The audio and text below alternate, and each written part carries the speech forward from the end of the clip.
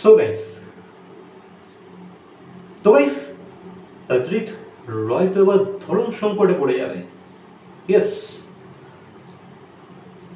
না মানে কারণ সে যে কাকে খুশি করতে গিয়ে কার মনে কষ্ট দিয়ে ফেলছে,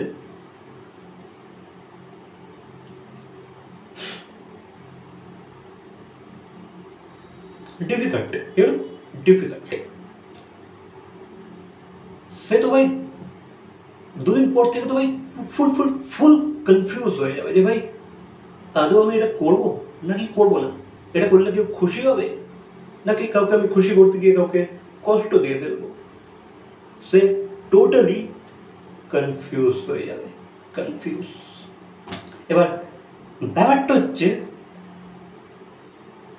এই যে কিছুদিন আগে বেশ বেশ রিসেন্টলি অদ্রিত রয়ের বার্থডে গেল, আর সে তার বার্থডেটাকে ভারত লক্ষ্মী স্টুডিওতে তার ফ্যান্সদের সাথে, মিডিয়ার সাথে সেলিব্রেট করলো।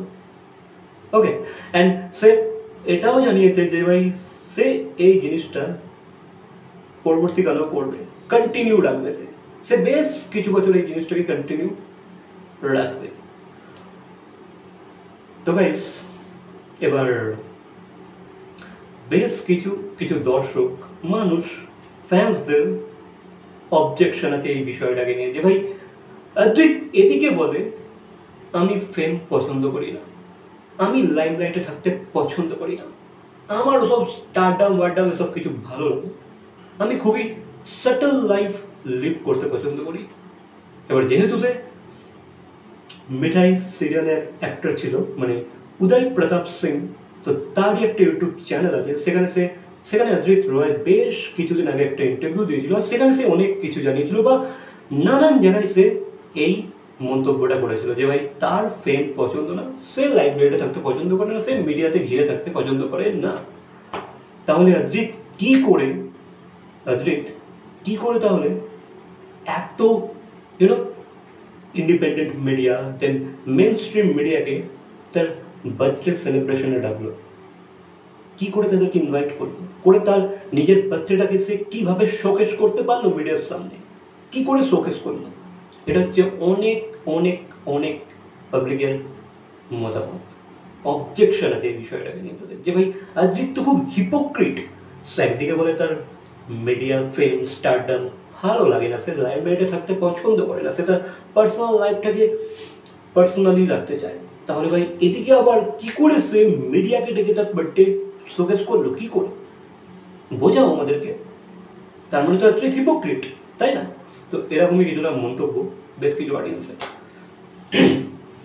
তো ভাই আমি তোমাদেরকে জানিয়ে রাখি, দেখো যেহেতু সে তার বার্থডে বেশ কিছু আগে থেকে অ্যানাউন্সমেন্ট করে দিয়েছিল যে ভাই সে এবারেও ভারত লক্ষ্মী স্টুডিওতে তার বার্থডেটা ফ্যান্সের সাথে সেলিব্রেট করবে। তো সেখানে মিডিয়ারা তো ভাই এসব দিনেতে মুখিয়ে থাকে, তাদেরকে ইনভাইট না করলেও তারা নিজেরাই চলে আসবে, তাদেরকে ইনভাইট করতে হয় না, তারা এইসব দিনগুলো জানে যে ভাই অদ্রিত দিন এখানে আসবে, কালকে ও ওখানে যাবে, এগুলো তারা এমনিতেই জানে, তাদেরকে ইনভাইট না করলেও তারা নিজের থেকেই চলে আসবে। ঠিক আছে, তারা এইসব জিনিসগুলোকে, এইসব মুভমেন্টগুলোকে ক্যাপচার করতে চায় বা সেসব স্টারদের ইন্টারভিউ নিতে চায়, সেই স্পেশাল ওকেশনগুলোকে এরা ক্যাপচার নিজেরাই করতে চায়, এদেরকে ভাই ডাকতে হবে না, এরা এমনিতেই এসে হাজির হয়ে যাবে। ঠিক আছে, একে বলে মিডিয়া, নিজেরাই চলে আসে। এবার দেখো, যদি অদ্রিত ডেকেও থাকে তো তার মানে কি এটা হবে যে ভাই সে খুব ফেম পছন্দ করে, লাইমলাইটে থাকতে খুব পছন্দ করে, তার মানে কি এটা হবে? না, মোটেও না। যেহেতু অদ্রিতকে ম্যানেজ করে একটা টিম, লাইক তার একটা ম্যানেজার আছে, লাইক বলতে পারো পিআর টিম বলতে পারো। তো অদ্রিতের ইনস্টাগ্রামটাকেও কিন্তু তার ম্যানেজাররা হ্যান্ডেল করে, সে কিন্তু নিজে হ্যান্ডেল করে না, ম্যানেজড বাই সামওয়ান এলস, এটা তার বায়োতে লেখাই আছে। তো হয়তো তার পিআর টিম ডেকে থাকলেও হয়তো তার পিআর টিমই হয়তো রেখেছে অদ্রিতকে, যারা ম্যানেজ করে তারাই হয়তো তাদেরকে কল দিয়েছিল মিডিয়াকে যে আসো, অদ্রিতের বার্থডে আছে আজকে, তোমরা এসে এই জিনিসটাকে ক্যাপচার করবো, অদ্রিতের ইন্টারভিউ তোমরা নিতেই পারো। তো ভাই এই একটা দিন যদি ভাই অদ্রিত পুরো মিডিয়াকে যদি ইন্টারভিউ দেয় বা তার বার্থডে সেলিব্রেশনটাকে যদি শোকেস করে, তো কি আছে ভাই, সে তার বিয়ের মতো একটা ইম্পর্টেন্ট ওকেশনকে গুপ্ত রাখলো, সাটেল রাখলো, অত পাবলিককে জানতে, নিজে থেকে অন্তত জানতে দিতে চায় না সে। আর তাহলে ভাই সে কী করে সে লাইমলাইটে থাকতে পছন্দ করে, তার ফ্রেম খুব ভালো লাগে, সে স্টারডাম এনজয় করছে, কি করে? তাকে তোমরা বেশ অনেক জায়গায় কি তোমরা তাকে পাবলিক অ্যাপিয়ারেন্স দেখতে পাও? তার পাবলিক অ্যাপিয়ারেন্স কি খুব বেশি? সে কি খুব পাবলিকের সামনে আসে? সে কি খুব মিডিয়া ফ্রেন্ডলি? সে কি খুব ইন্টারভিউজ দিয়ে বেড়াচ্ছে রোজ? না। এই রিসেন্ট সে অথই সিনেমাটার প্রিমিয়ারে গিয়েছিল, কিছু করার নেই, সেখানে মিডিয়া অলরেডি আছে, তাকে ক্যাপচার করবে। বাদ বাকি তোমরা কি তাকে অনেক জায়গায় দেখতে পাও? না। সে কি নিজে থেকে ভাই ডেকে ডেকে সবাইকে ইন্টারভিউ দেয় বাড়িতে? না। সে খুবই পার্সোনাল থাকে এমনিতেই। সত্যিই তার অতটা হয়তো ফেম ভালো লাগে না, হতেই পারে, কারণ সে ফেম দেখে নিয়েছে নেক্সট লেভেল। এবার যে জিনিসটা মানুষ বেশিরভাগ পেয়ে যায় না, খুব বেশি পেয়ে যায়, তারা ওসব ভালো লাগে না, ঠিক আছে? তাদের ওসব আর ভালো লাগে না। এবার যারা ইন্ডাস্ট্রিতে অনেক দিন কাটিয়ে নিয়েছে, মানে সে বলিউডে পর্যন্ত গিয়ে কাজ করেছে বেশ কিছু সিঙ্গার্সদের সাথে, মানে অরিজিতের জার্নি কিন্তু খুব বড়, ঠিক আছে? সে এই বাংলাতে মুভি বা সিরিয়াল করুক আর নাই করুক, মানে তার আগে থেকে কিন্তু সে বলিউডে পর্যন্ত কাজ করে এসেছে, মুম্বাই গিয়ে সে দেখে এসেছে যে ভাই ফেম কী হয়, বড় বড় স্টারদের সাথে, বড় বড় সিঙ্গার্সদের সাথে সে কাজ করেছে, তো সে দেখেছে এই হচ্ছে ফেম, আজ আছে কাল নেই, সেই সব বিষয়গুলো জানে।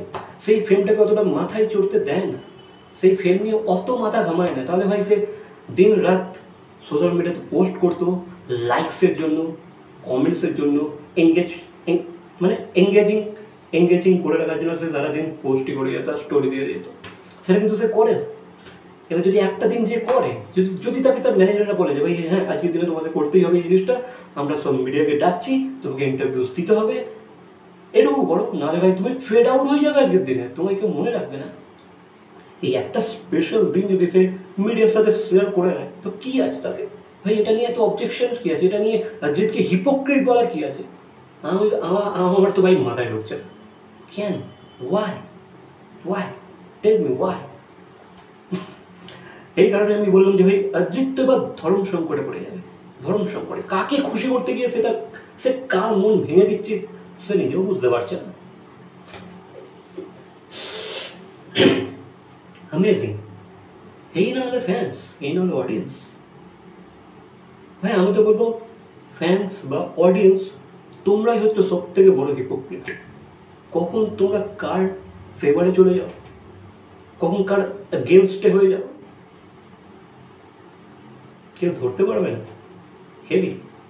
আর চালিয়ে যাও, এইভাবে চালাও, বেশ ভালো লাগছে ব্যাপারটা। যে ভাই কখনো তারিফ করছো, কখনো বদনাম করছো, হেভ মানে স্টারেরা কী করবে বুঝতে পারবে না দুদিন পর থেকে। ভাই কী করে কাকে খুশি লাগবে, কাকে খুশি করতে গিয়ে কার মন ভেঙে দিচ্ছে ধরতে পারবে নাকি। এইভাবে চালিয়ে যাও, হেভি, নাইস, অ্যামেজিং। তো এই ছিল আমার মতামত এই পুরো বিষয়টাকে নিয়ে। আই হোপ তোমরা বুঝতে পেরেছো, হোপ। বাকি তোমাদের কি মতামত অবশ্যই কমেন্ট করে জানাবে। ভিডিওটা ভালো লাগলে লাইক, কমেন্ট, শেয়ার, সাবস্ক্রাইব। তো দেখা হচ্ছে পরবর্তী কোনো ভিডিওর সাথে। টিল দেন।